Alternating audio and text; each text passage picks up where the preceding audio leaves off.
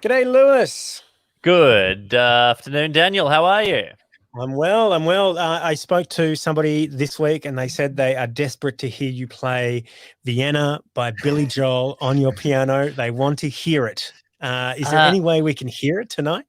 Tonight? Yeah, absolutely. Of course. I'm so ready and so good at it. Are you kidding me?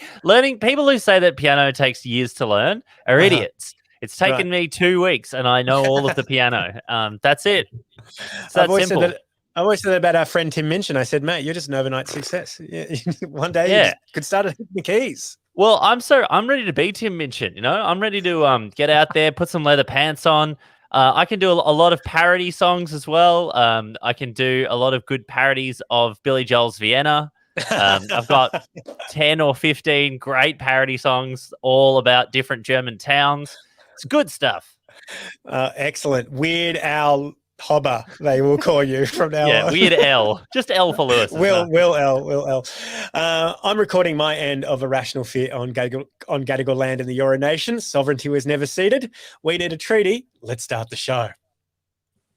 Oops, bring you in. There we go. Tonight, Alan Jones undergoes a major knee reconstruction after doctors say he's been leaning too far to the right. And Australia purchases 1 million Pfizer vaccines from Poland. We ask, does the government put too much faith in polls? And in order to prevent COVID outbreaks, Queensland deploys 100 soldiers on the New South Wales border. Yes, Australia has its own Delta Force. It's the 20th of August, 2021, and this is Irrational Fear. Welcome to Irrational Fear. I'm your host, former president of Malaysia, Dan Ilic. Let's meet our fearmongers for tonight. She smugly moved to Adelaide before the pandemic, and she's still smugly there. It's the smug co-host of the award-winning Just the Gist podcast. It's Rosie, Waterland. Daniel, I wish I was still smugly there, but I moved to Melbourne the day they went into lockdown. No! Oh, Rosie, no. I know. As we were driving into the city, they announced it at the presser. So I'm not so smug anymore, my friends. Oh dear. And he's simply too handsome to ever consider being the host of a podcast. But here we are. It's the other co-host of the award-winning Just the Gist podcast. It's Jacob Stanley. Hello, D'Anthony. I can be smug. I'm in far north Queensland. I definitely did dodge all of the lockdowns. But I'm not rubbing it in anyone's faces. I'm really not. Have you considered serving your state and getting down to the border to prevent New South Wales people from getting across the border there? I think they've got it under wraps. Without my help, I would be a hindrance, I'm sure. It's not the first time like Queenslanders have been going like, build that wall just all across New South Wales. And he's fully vaxxed and ready to play sax. Move that piano over. It's Lewis Hobba. No, dude, bring the piano in.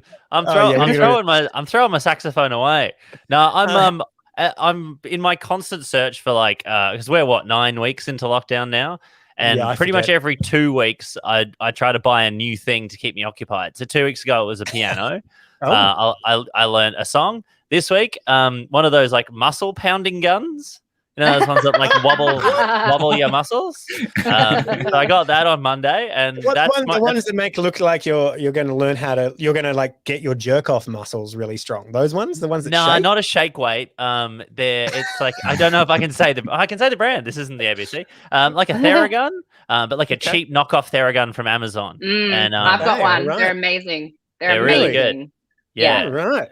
They're usually what you use if you go to the gym, but obviously all gyms are closed. So I'm just using it mostly on my weak bones now. I feel like this lockdown, I'm doing the same kind of thing. I'm just buying stuff to fill the void. I bought a wetsuit the other day. I haven't used it yet, but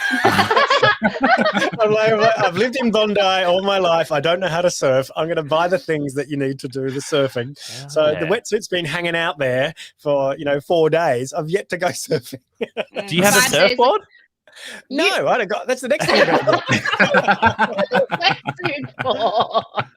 do. 5 days ago I bought $300 rollerblades and I haven't used them yet. So I feel ya. Oh, great! Rosie and I, we could go do sporting things together. I feel ya. Coming up later, we are going to be talking to the leader of the Greens, Adam Bandt. We'll ask him, why did the Greens vote against the CPRS on repeat until the year 2050 rolls around? But first, here's a message from this week's sponsor. In 2021, BHP is getting rid of fossil fuels and focusing on sustainability of our profits. Our profits are fragile and we must do what we can to save them. And experts warn that our reputation will soon face a tipping point from activist shareholders from which it can never recover. That's why we're selling our coal, oil and gas assets, so some other company can bravely ignore the problem of greenhouse emissions production that will continue unabated regardless. At BHP, we believe the only way to clean up the planet is to wash your own hands first. We're doing it for our children and our children's children. Not your children, ours, who'll be inheriting the profits. Yeah. BHP, open, cut and running.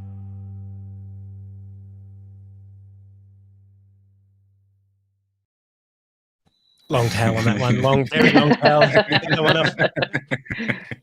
This week's first fear. Now, you may remember Danielle Bregoli. She got famous in 2016 when, as a 13-year-old, she went on Dr. Phil and threatened to bash her mum outside the studio. She was the Cash You Outside girl. A few years later, she started performing hip-hop under the name Bad Barbie, and she totally blew up. Well, she turned 18. Dan, Bad Baby. Sorry, bad baby. Well, early this year, she turned 18, and a few days after she turned 18, she got herself an OnlyFans account. And how long, fearmongers, do you think it took Bad Baby to make $1 million? How long do you think it took Bad Baby to make $1 million in her OnlyFans account? 6 months. No, Oi. 6 hours. minutes? Yeah. Oh, 6 hours. 6 hours. She broke the record for OnlyFans and she made $1 million. She's now set to buy a $4 million house in Florida. Fearmongers, is this the answer to how young people can get on the property ladder, Rosie? I truly think it is. I consider her an enterprising Gen Z feminist on par with Malala Yousafzai. She is truly out there representing for young women. And you know what? She mentioned in an interview with Variety yesterday, yes, she's big enough now, she's getting interviewed by Variety, that she's looking to buy a house in Florida in cash because she knows that Florida is a tax haven. Yeah, this is incredible. Reading this thing, she's actually got the money smarts to back it up, and she knows she lives in Los Angeles, but is putting all of her stuff in Florida, so she doesn't have to pay tax. Genius. An example to young women everywhere. Lewis, have you ever considered starting an OnlyFans account for yourself? Yes, I have, Dan. Of course, it'll just be mostly me naked playing Billy Joel's Vienna, but I really do think there's a market for it. Because I've heard Bad Baby's music, it's actually quite good. Like she's genuinely. I thought she'd make money on that, but the OnlyFans angle, I didn't see it coming. I mean, yeah, good on it. Why not? Do you know? Have you checked out the OnlyFans specifically, Rosie? Do you know what sort of stuff she's doing? Look, I can't say that I've had the chance to partake, but she does say that she doesn't do anything that she's uncomfortable with. It's mostly just scantily clad little boomerang videos and photos. Yeah. But you know what? All power to her. Whatever she wants to do, if she's making cash, good on her. Jacob, are you backing Bad Baby in here? Oh, look, I don't necessarily disagree with what she's done with the platform since she got her platform, except for the fact that I just don't love the idea that there'll be a bunch of kids out there who want to emulate her by turning to a life of crime in their youth so that they can end up on a show like Dr. Phil and then launch themselves into the stratosphere as she has done. So it feels icky to me. Yeah, I prefer the older method of spending a life in like organized crime and then making your money by selling it to Underbelly to just do over and over and over. Yeah, exactly. There's a tradition and a pride in that. Yeah, that's the old school way, profiting from crime. She makes a stack of money outside of OnlyFans too. She looks like she's got a $2 million product placement deal with her Bad Baby videos. She earns $40,000 per post on Snapchat, and wow, she's looks like she's minted. She's got so many cars. She also sounds, Rosie, she sounds like she actually might be a really good parent, because when it comes to exposing kids to bad messages in her own music, she said this: even Cardi B, when she turns on she turns off WAP when her kids come around. Like, Yeah, well, I mean, look, I personally think WAP is an inspiring song, but, that's just me. I mean, I do like that recently a judge in a court who had a very naughty young girl in front of her while sentencing her said, you don't want to end up like the Cash Me Outside girl, do ya? And the video of that ruling went viral, and Danielle Bregoli saw it and paid that girl's fine and said to the judge, you know what? I earn more in a year than you'll ever make. So, damn! Wow. So I think she is looking out for the kids, TBH. Oh, man. I've been doing Patreon all wrong. I should have started an OnlyFans. This is ridiculous. Excellent. Speaking of Patreon, if you want to support the podcast, you can go to patreon.com/Irrational Fear. There aren't any nudes, but I tell you what, for our Patreon only subscribers, we will have a picture of Lewis in his underwear playing Billy Joel's piano. Or we can just do reverse OnlyFans, which is where you and I promise if we get enough money to keep our clothes on. That might be a more lucrative endeavor. Yeah. I actually have an OnlyFans. So if you go to my OnlyFans, you'll see one picture up there, and I think it's me without a beard. I put it. Saucy. I want to see you in that wetsuit, baby. Let's do it. All right, that's going to be the second picture. This week's second fear in Serbia. A caveman who's been living in a cave for the last 20 years has come out of his cave to get the jab and encourage others to get the jab too before going back into his cave. In the words of the caveman, when he was asked about anti-vaxxers, he said, the virus does not pick. It will come here to my cave too. I want to get all 3 doses, including the extra one. I urge every citizen to get vaccinated, every single one of them. Now, fearmongers, how can a caveman who's got no contact with the modern world have more sense than people that spend all their time reading Facebook and Telegram messages from Craig Kelly? It's so amazing. It's a pretty obvious answer, I think. Yeah. What he lacks in internet connection, he easily makes up for in common sense. 20 years ago, when he departed from society, it was common knowledge that vaccines were good and diseases were bad. And he's just maintained what we all used to know, but a lot of us seem to have lost our ways. And I'm very excited that he's the one to be sharing this message, because I think he might be the one who can win over the hearts and minds of the people of Mullumbimby, because he's a white guy with dreadlocks and they love nothing more than that. So he's bound to get their attention, and he may be able to get through to them. You know, I've called a lot of anti-vaxxers cavemen, and I'm really sorry for that now. They are clearly, cavemen are above anti-vaxxers. It is absolutely disgusting on my behalf. I feel so sorry. Do you know about this caveman? Do you know if he's like staying across the world broadly? Like, was it kind of like, oh, we just needed to tap you on the shoulder and let you know that there's been this big outbreak? Oh, by the way, the Chicago Bulls cleaned up in like the next few years in the mid-90s. Bill Clinton is no longer someone that we like.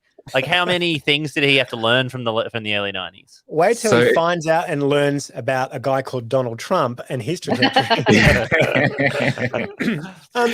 He found out about the epidemic, the pandemic, because he like once a month goes to the supermarket, and he didn't, or like once every so often goes to the supermarket, and he didn't know it was happening until he went to the supermarket and saw everyone wearing masks, and that's how he found out about it. Yeah.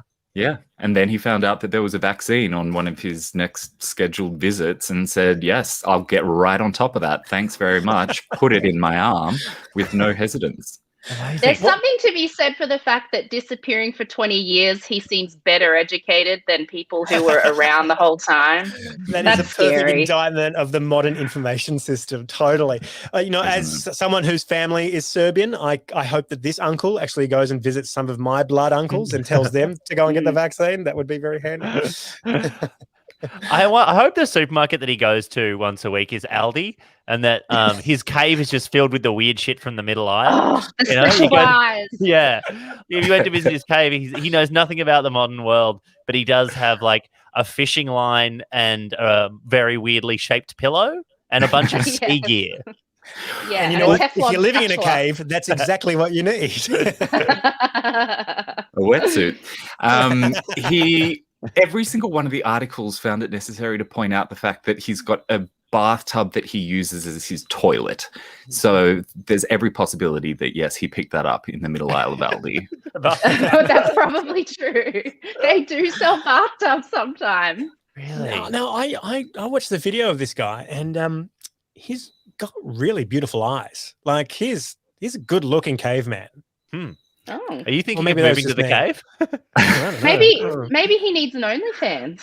Yeah. He would be able to buy a house in Florida with that kind of money. Yeah. Of course, Florida's full of anti-vaxxers, so, you know. That's true. This week's third fear. Think you want to join a party at Parliament House with your own political party? Forget it. Sorry. Think you want to join the party at Parliament House with your own political party? Think again. Soon it's going to be easier than ever to keep parties out of Parliament who aren't already registered as a party. Yes, the Morrison government introduced a party registration integrity bill.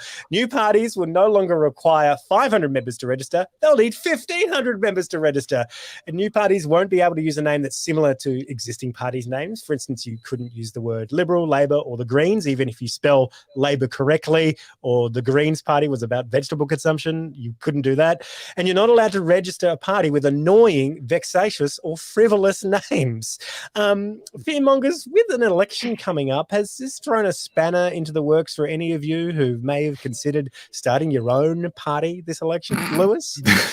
Well, I mean, I'm curious. I'm just sort of going back through previous names to figure out who, like, what about, let's say, like the Sex Party? Would they have stopped the Sex Party getting through, do you think? Well, that's it. That could be a frivolous name, yeah. Or sex can be frivolous. Sex can be frivolous, yeah. What if occasionally? I was thinking about like wouldn't you be would like the totally normal party, would that get through? Like if you were like, whoa, or the very serious I'm going to start a party called the Very Serious Party. Would they count that as frivolous? Well, I mean, you know how tuned into politics I am, Daniel. So I had to ask my partner, Caleb, about what this story actually meant. And he explained to me that a big part of it is not trying to like tag onto someone else's name. So like they can't get above you on the ballot and confuse people. So you can't call yourself like Liberal 2, because then people might get confused and vote for you thinking they're voting for the Liberals, yes? This is what happened in New South Wales. Oh, this is what happened in the Senate election some time ago when the Liberal Democrats got in, and they were first on the ballot, and that's how we get some idiots in the Senate. Well, that's what Caleb said. Caleb said, but only idiots would have ticked Liberal Democrats, and I said, would they though? Because I probably would have done the wrong thing too. So you got to be. Maybe this is a solid rule. It may not be entirely democratic, but there are some people who would just look at that and go, "Oh, that word looks familiar." Tick. It should be. They should start treating every political party name like sort of Instagram handles. There should be like. There's like liberal 69, like liberal cum pumper 69, and then there should be like Liberal Party official, and it's got a little tick next to it, so you know that that's the real one. Yes. But if you want to, they need to blue tick the party names. Yes. Yeah. I just think like, would it be nice if there was a Labor Party who actually spelt Labor correctly and they were allowed? But I was like, well, actually, if anything, the more frivolous name is Labor spelt without a U. Yeah, That's maybe true. I'll start a party this next election called "I'm putting the U back in Labor." And, that's it. You got my vote. It's Labour Hour.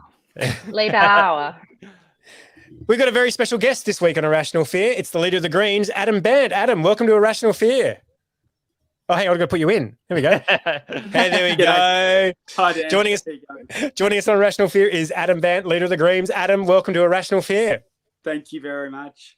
And first things first, why did the Greens vote against the CPRS in 2009? Well, what I you don't have to answer that is voting for a carbon price. We did it. We voted for it. We got one up. 2010, we got it up, and then the Liberals and Rupert Murdoch and the fossil fuel industry came and tore it down. So we did have one. Adam, where do the Greens stand on this party integrity bill, registration integrity bill? The Greens were registered off the back of 500 people in Tasmania. Will you be backing the government's party registration integrity bill? No, we don't like it. It comes as a package of measures that does not just what you've spoken about, but also starts to put a bit of a handbrake on third parties that want to get involved, and clearly that's aimed at groups like Get Up and so on that the government doesn't like. So it starts to restrict their activities a bit further. And I think there is a place for smaller parties and independent voices in Parliament, and we'd meet the thresholds, but we don't think it's right. So we're opposing it, and there's a number of other crossbenchers who are with us on that, and we're hoping that the opposition will join us. Well, do you think it'll get in? Do you reckon Labor will back it in?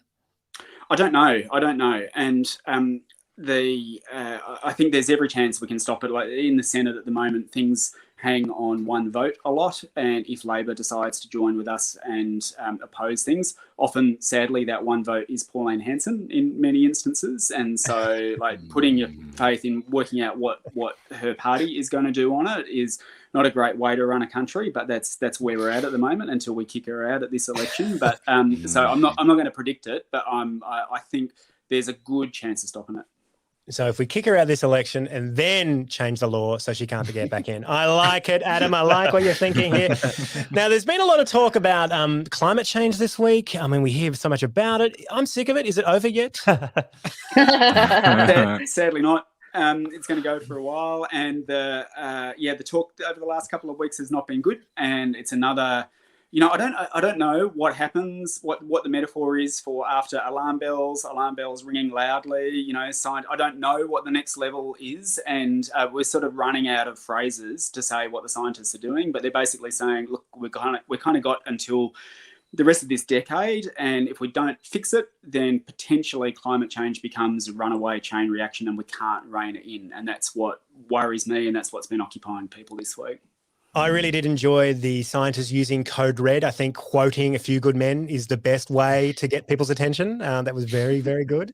Now, it's only 73 days away until we are at COP, the Conference of Parties 26 in Glasgow, the big climate talks. I know you're not in government, Adam, but what would you hope this Australian government takes as a national target heading into COP? 75% cut our pollution by 2030. That's what has been the Independent Climate Targets panel has said we need to do that, to do our fair share to limit global warming to 1.5 degrees. And, above 1.5 degrees, Pacific Island countries start to become uninhabitable, right? We start to see droughts that previously happened infrequently start to happen twice as often. So to do that, according to the scientists, we need 75% cuts. And, I didn't think I'd be in this position of saying Boris Johnson is doing something good, but Boris Johnson is doing something good. And we're now in this situation, they're talking about nearly 70% cuts on their pollution by 2030. And Joe Biden in the US has come in and more than effectively doubled their cuts to over 50%. And meanwhile, we're stuck with Tony Abbott's emissions targets of 26% by 2030, which are just woeful. So you've kind of got this situation at the moment where you've got Boris Johnson, Joe Biden and the Greens on one side in Australian politics, and the others basically saying, oh no, look, everything's fine. We don't need to change our way. Yeah. The only more depressing thing about Tony Abbott's climate change is Tony Abbott's podcast. He's got a podcast. That's right. Yeah, the new ITA podcast. I totally forgot to listen to that. It launched this week. Lewis, have you listened to it? It's our big new competitor. No. Oh, God, no. I'm not doing everything I can at the moment to minimize the things that make me feel angry and sick. I'm 9 weeks into the Sydney lockdown. I don't need to hear. I don't need to choose to listen to Tony Abbott now that I am not forced to. If you so John Howard goes on if you want a good discount on a mattress, try Casper mattresses. Use the code Tony to get 20% off your next mattress. Take it away, Peter. Apparently the introduction music is a banjo. It just twangs on a banjo for a while. It's pretty wild. It's pretty exciting stuff. The only way that could be better if it was a dueling banjo.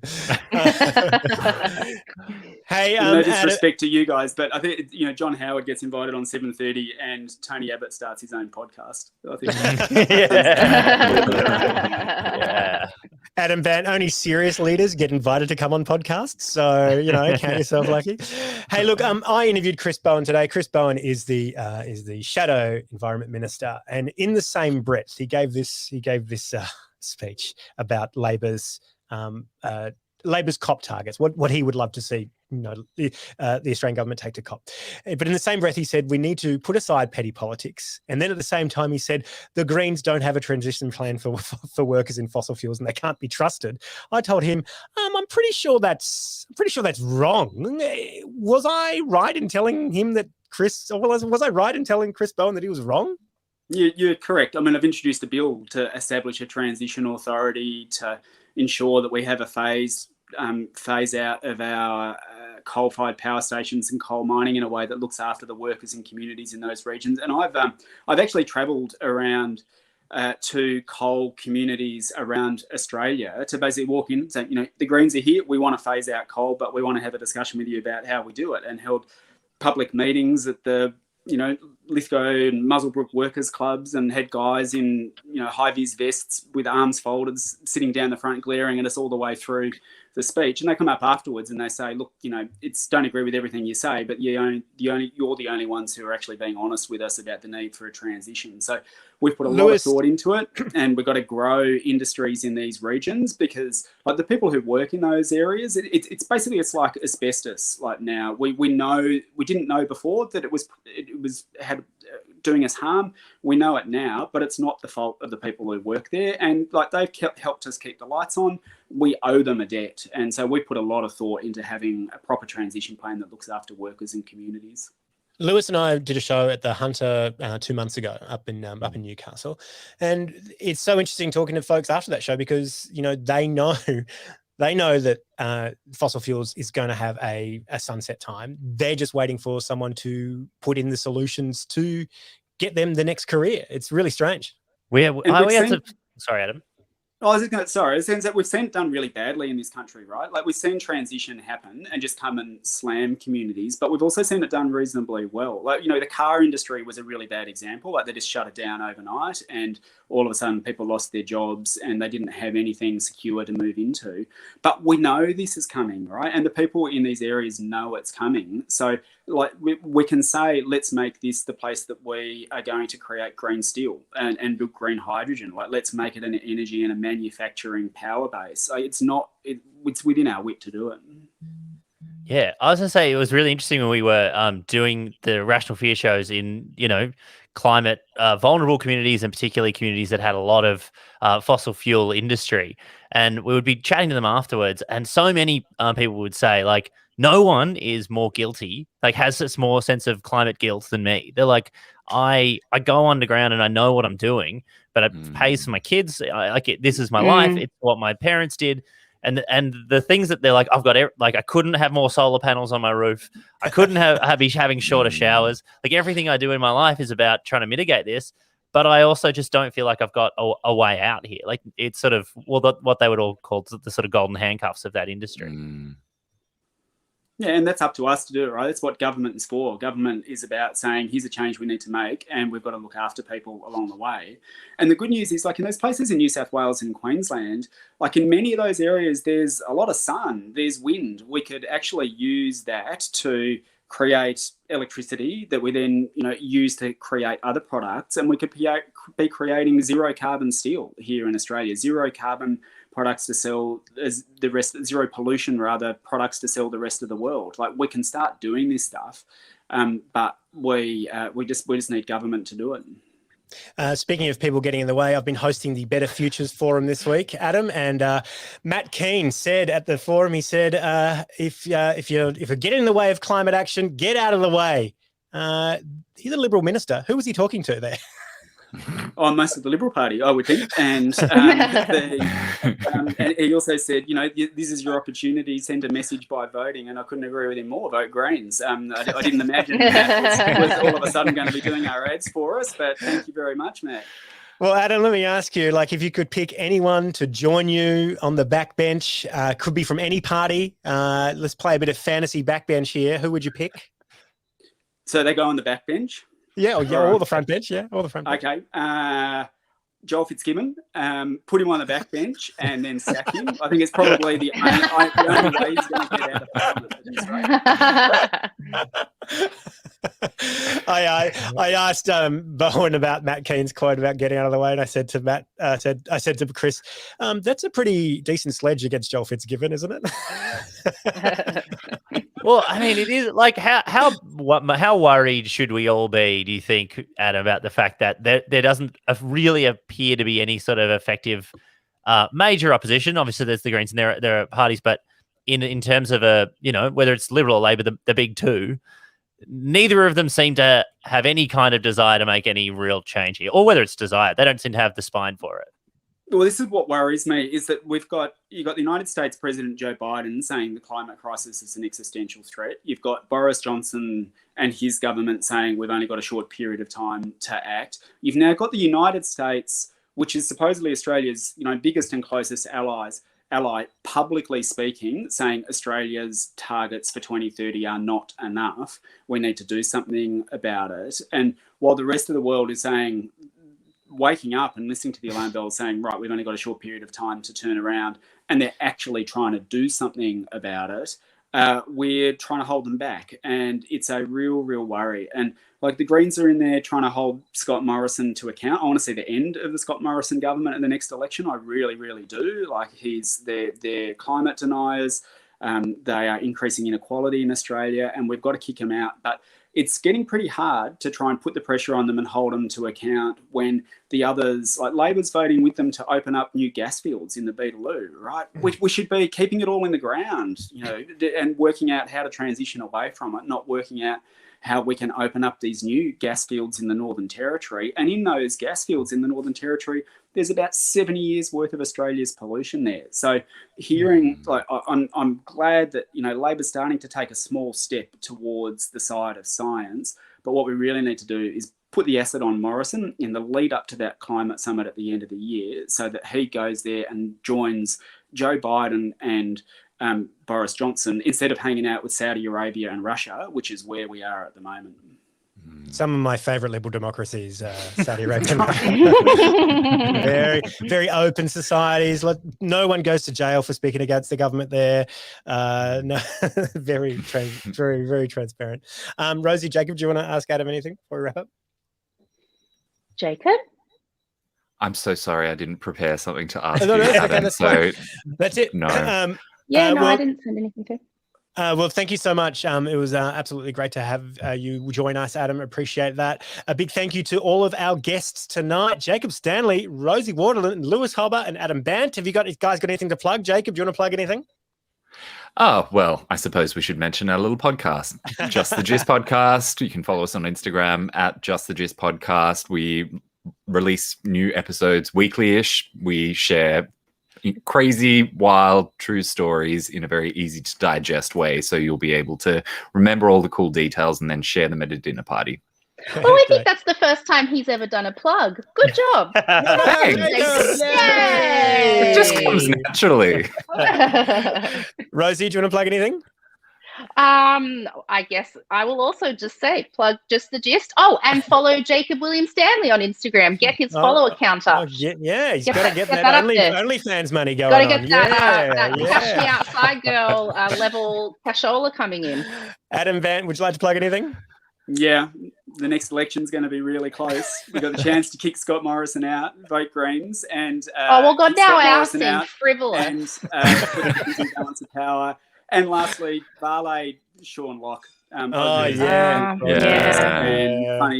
guy. And I've modelled my look and my glasses and my hair on him. As you explained that, I'm like, yeah, it's right there. Adam, are you guys internally? You guys would be much more tuned in than we are. Are you guys taking predictions on when the election will be? I think based on New South Wales and the current rate of vaccination rollout, probably going to be the start of next year. But Scott Morrison, I think he does think he's the chosen one. I think there's every chance that if he thinks he can pull it off this year, he'll do it. Wow. All right. Well, I guess Go slow on vaccinations. Is this what we're? That's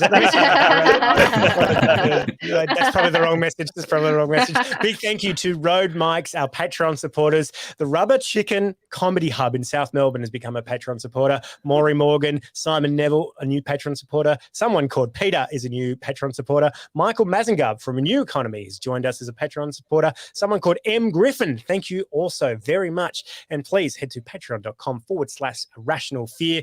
We're trying to get some more money in so I can pay for an assistant and someone to teach Lewis how to play the piano. Until next week. Oh no, Lewis, do you have the piano nearby? Honestly, it's gonna be a bit of a clusterfuck. I feel like we should let everyone go. I feel like everyone here has far more important things to do than watch me plug a piano in. Well, I tell you what, next week we're going to hear Lewis play the piano. Okay, I'll try to set it up. Otherwise, you can just watch me use my Theragun. Also very musical. Thanks very much. Until next week, there's always something to be scared of. Good night. Bye. Thanks, everyone. That was great.